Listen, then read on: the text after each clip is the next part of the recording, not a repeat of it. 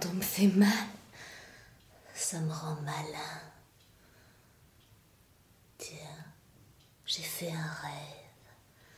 J'ai rêvé que j'étais dans la peau du président sur le perron de l'Élysée un matin qui ne figure pas sur le calendrier. Ne sachant plus s'il doit se prendre pour le marquis de Sade ou pour ce cher Mazoche. Ça vous donne le vertige quand on ne sait plus s'il faut donner la fessée ou la recevoir de ces Français qui ne mesurent pas encore l'horreur de la nature humaine. L'autre amant lui disait « Montre-moi un seul homme bon !» Et le président lui rétorquait « Et vous, oiseaux de mauvais augure, montrez-moi une seule femme vraie !» Et tac ! Parce que sa femme, sa moitié ou son double, c'est comme vous le sentez, était à la une de tous les journaux, dans les bras de son amant. Du fond de mon sommeil paradoxal, je m'arrachais la peau, les vaisseaux, les boyaux. Comment elle a fait pour refuser sans l'ombre d'une hésitation ces deux monstres sacrés, le pouvoir et la gloire en même temps? Comment elle a fait pour mettre une croix sur deux divinités sans se soucier du séisme, du volcan, du mal absolu qui allait engloutir son alter ego, Monsieur le Président?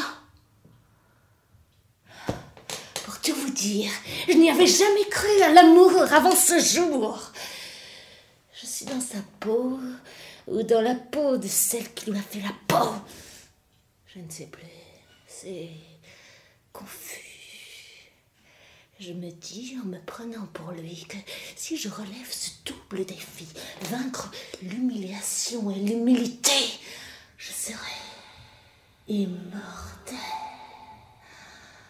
Je le voyais prier pour la première fois de sa vie le Seigneur des agneaux pour qu'il le rende insensible à l'infamie, juste le temps de retrouver la porte de sortie.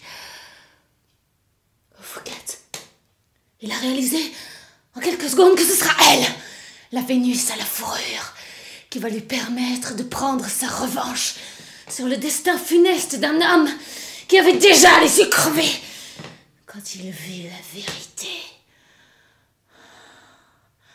L'adultère sans raison, c'est la définition même de la passion, non?